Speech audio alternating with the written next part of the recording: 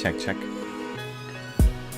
Assalamu alaikum and welcome to this channel. Today we're going to be talking about Irfan Junejo. If you're from Pakistan or India, you probably have heard about him. He's a very creative YouTuber from Pakistan, Karachi. If you haven't checked him out yet, go check him out right now. So my man recently did a really cool video where he used an editing technique done by Mace. He's another really cool YouTuber from Africa, I believe, as well. If you haven't watched his channel, go check him out as well. So it was a really cool effect, and now me being me, I just want to teach you guys how to do it. So this is how Irfan's video looks.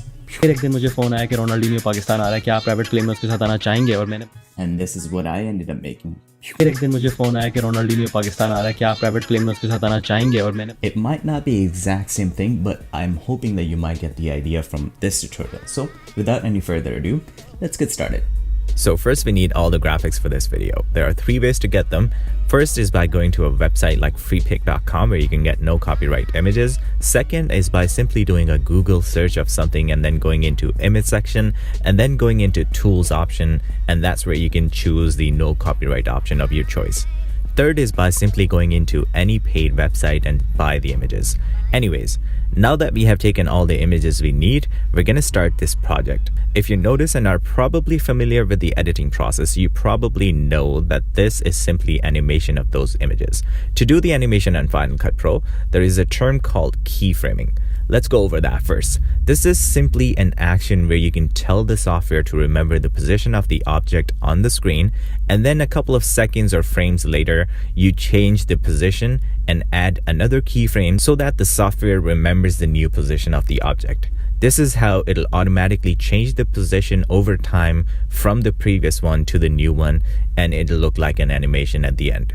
Now that we have established the main points, let's get started with the animation. First, we need our image. And here I have myself in a suit at a wedding in Germany. It was fun. Anyways, logically thinking, I should probably go to an image editing software like Photoshop or something like that and crop out myself from the image. But given that I'm one of the crazy ones and kinda lazy, I will use Final Cut Pro as an image editing software and crop the image in here. For that, there is a built-in option available. It's in the effects menu called mask. I'm gonna drag and drop it onto the image and simply start masking around it. Once done, I'm gonna play around with the settings of this mask, and when I'm comfortable with how it looks, I will move on and start animating this image. I'm gonna click on the scale option and make it a bit smaller. Then I'm gonna make a keyframe for when I think it'll appear at this position on the screen. Then go back in the beginning of this clip, and since this image comes from the top right corner and it does like a 360-degree circle kind of thing, I'm gonna put another keyframe in the beginning and rotate it as well. And I'm gonna also move it to where I want it to start the animation from. Now if we play it, it's done. Now let's move on to the phone. This image has a white background and some of you might go to Photoshop and clean it out. However, I refuse to do it that way. Final Cut Pro has a built-in effect called Keyer. I'm gonna go and drag and drop it onto this clip and it'll make it look like this.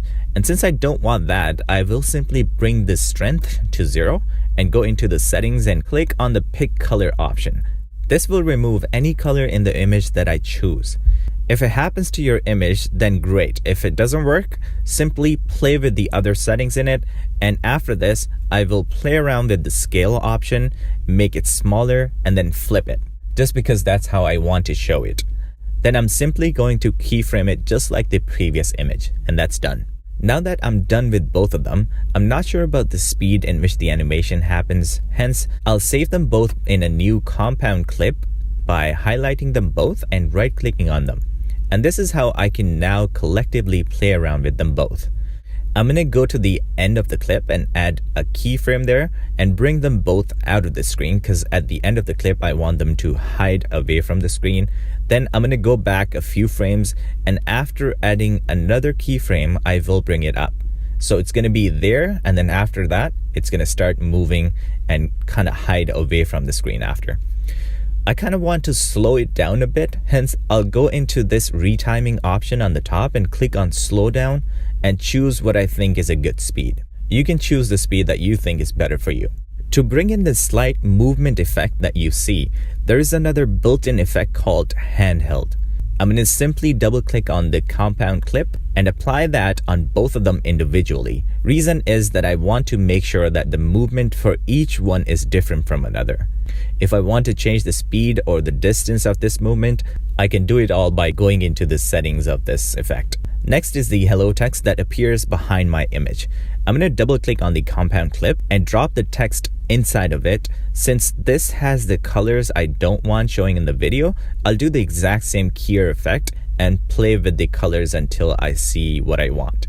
Then since I want it behind my image, I'm simply going to drop it down underneath the layer of my image as well as the phone so it appears behind them both. Then I'm going to scale it a bit and drop the handheld effect on it again just to get the kind of movement thing going.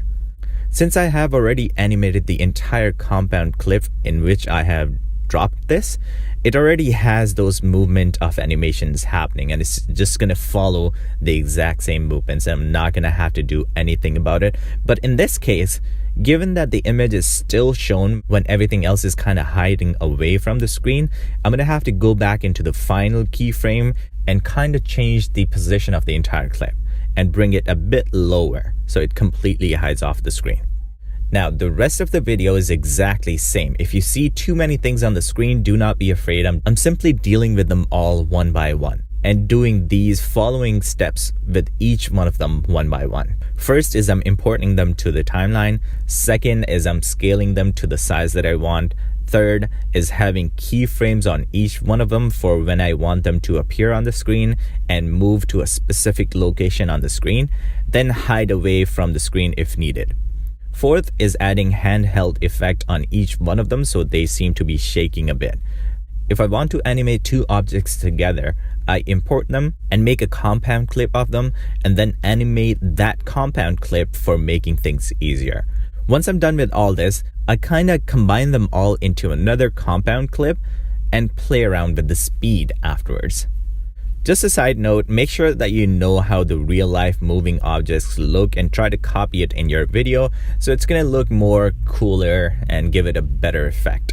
Make sure you leave a link of your video in the comment section down below so I can see how this is helping the community as well.